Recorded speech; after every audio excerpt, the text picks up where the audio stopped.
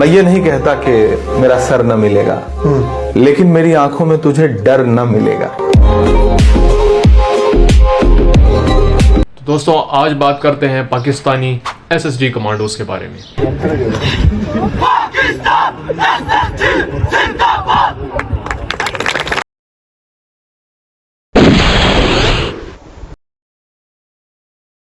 दोस्तों हुआ कुछ यूं कि 23 मार्च 1965 को कर्नल अबू बकर उस्मान मिठा ने स्पेशल ऑपरेशन स्कूल की बुनियाद चिराट में रखी, जहां से ट्रेनिंग के बाद आर्मी के बंदे एसएसजी बन जाया करते थे। और फिर इन्हीं कमांडोज ने हमारा 1965 में भरपूर दिफा किया।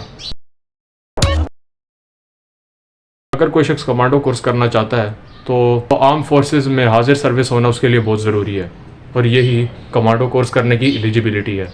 तो दोस्तों होता कुछ यूँ है कि साल में एक मरतबा कमांडो कोर्स की वैकेंसीज आती हैं, और कमांडो के डिपार्टमेंट की तरफ से कुछ बंदे भी उनके पैम्फलेट भी आकर इन आर्म फोर्सेस में आकर बांटते हैं।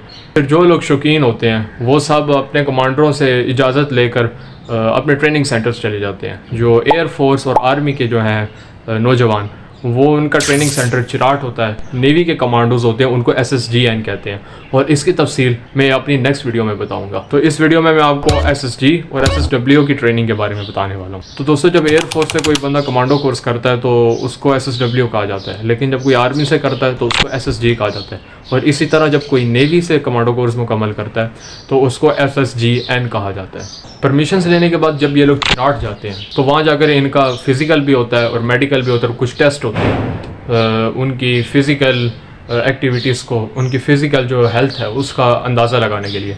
फिर जो उनके मेरिट पे आते हैं उन लड़कों को वो रख लेते हैं, और फिर जिनको कोई मेडिकल का इशू होता है उनको वापस भेज देते हैं। और तकरीबन 1000+ बंदा जो होता है वो कमांडो कोर्स करने के लिए जाता है, लेकिन उसमें से तकरीबन 100 या 120 बंदा पास आउट होता है, जिसको SSG का रिकमेंडेशन लेटर मिलता है। चिराट में इनका फिज़िकल और मेडिकल मुकम्मल हो जाने के बाद फिर इनकी 5 जगह पे टोटल ट्रेनिंग होती है। चिराट में दोस्तों इनको मुख्तलिफ स्किल्स सिखाई जाती है। मिसाल के तौर पर ज़ुबान की अरबी सिखाई जाती है, उर्दू, इंग्लिश, इन सब में स्किल्स सिखाई जाती हैं, और फिर इलाके के मुताबिक जहाँ पर इनको डिप्लॉय करना हो। इसके अलावा जो है अनआर्म्ड कॉम्बैट, यानी कि बग़ैर हथियारों की लड़ाई कैसे लड़ते हैं। इसके अलावा इंटेलिजेंस इकट्ठा करना, उसकी स्किल्स क्या नाम है, अगर दुश्मन पकड़ ले तो उससे कैसे भागना है, या फिर जो अगर दुश्मन के इलाके में हो तो कैसे सर्वाइव करना है, सर्वाइवल स्किल्स। इसके अलावा जितनी भी हैं वो दूसरी पैराशूट और मार्शल आर्ट्स, इस तरह की जो चीज़ें हैं फ़िज़िकल वाली, वो सारी उनसे चिराट में करवा लेते हैं। फिर दोस्तों इनको तरबेला डैम में एम्फीबियस और मैरीटाइम ऑपरेशन के बारे में स्किल्स दी जाती हैं।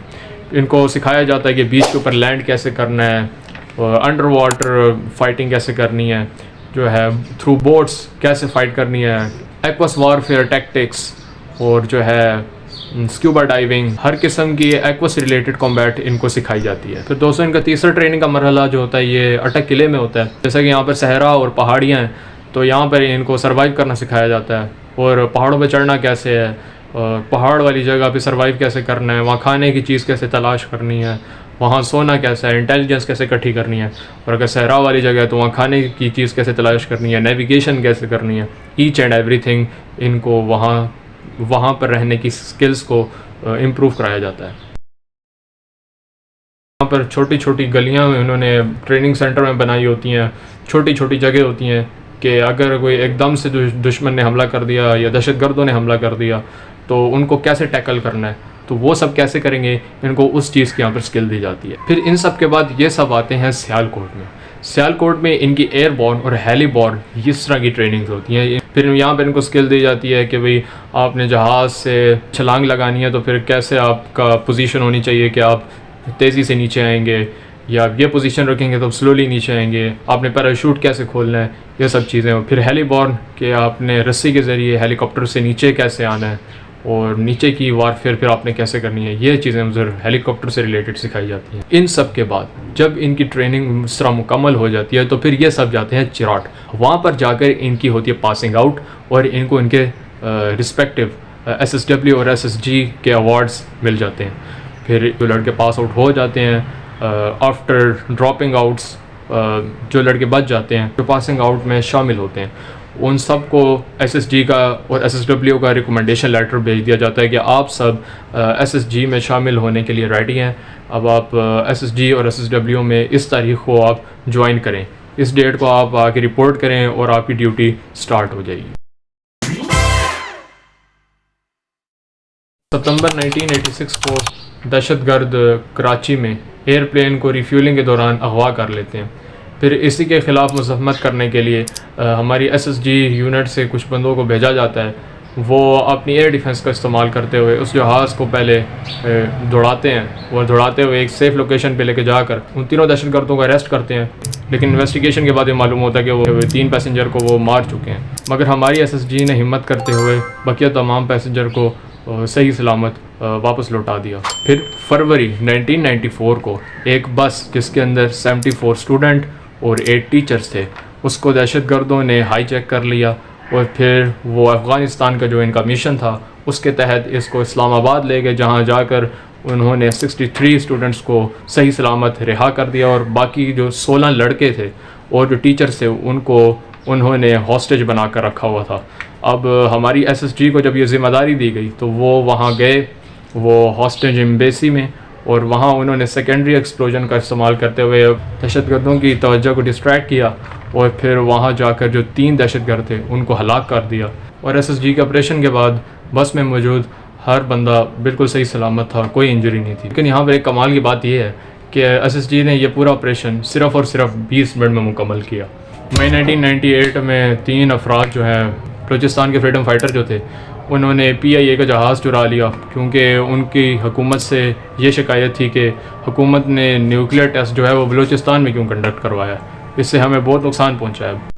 फिर SSG को इसकी कार्रवाई के लिए भेजा जाता है तो वो उन तीनों को अरेस्ट करके पुलिस के हवाले कर देते हैं और इस जहाज़ को सही सलामत वापस पहुँचा देते हैं। फिर 30 मार्च 2009 को जो दहशतगर्द होते हैं ये हमला करते हैं लाहौर पुलिस ट्रेनिंग एकेडमी में। फिर हमारी SSG कार्रवाई करके उनको भी हलाक कर देती है। फिर 10 अक्टूबर 2009 को पाकिस्तान मिलिट्री हेडक्वार्टर पर हमला होता है जिससे 42 अफराद जो होते हैं वो हॉस्टेज बन जाते हैं। फिर जब हमारी SSG के खिलाफ मज़म्मत करती है तो 9 दुश्मन अफराद जो होते हैं वो जा बहक हो जाते हैं और एक को हमारी SSG कैप्चर कर लेती है। अब इस ऑपरेशन के दौरान हमारे 6 SSG कमांडोज जो हैं वो शहीद हो जाते हैं और हमारे 42 में से जो 3 अफराद जो हैं उनको भी मौके पर शहीद कर दिया जाता है। फिर कुछ अरसे बाद 3 SSG जो कि इस ऑपरेशन के दौरान इंजर्ड हो जाते हैं वो हस्पताल में 12 अक्टूबर को अल्लाह ताला को प्यारे हो जाते हैं। फिर 16 दिसंबर 2014 को दहशतगर्द जो होते हैं वो APS पेशावर में हमला करते हैं तो वो भी एक हॉस्टेज क्राइसिस बन जाता है। उस टाइम जब हमारी SSG ज़रार उस स्कूल में पहुंचती है तो उस टाइम 150 बच्चे शहीद हो चुके होते हैं। फिर हमारी SSG वहाँ जाकर अपना ऑपरेशन सर अंजाम देती है तो उस टाइम वो 850 बच्चे वहाँ से सही सलामत निकाल लेती है। इस तरह हमारी SSG यूनिट बहुत ज़्यादा कारनामे करने में कामयाब हो जाती है। फॉर नेक्स्ट वीडियो मुझे सब्सक्राइब कर लें ताकि मैं ऐसे ही और कंटेंट आपके लिए लाता रहूँ। अपने उनके एक्शंस को देखा कि वो बुज़दिल दुश्मन है, हम अंदर घुसे हैं, उनको ये समझ नहीं आ रही थी कि हमारे पीछे कोई फ़ौज इधर अंदर आ भी सकती है। मैं असॉल्ट टीम कमांडर था और मैं ख़ुद उधर जो है ना फ्रंटल से जा रहा था। हमारे बंदों ने काफ़ियों को हिट भी किया है, ज़ख्मी होने के बाद उन्होंने बुज़दिली से अपने आप को ब्लास्ट किया है।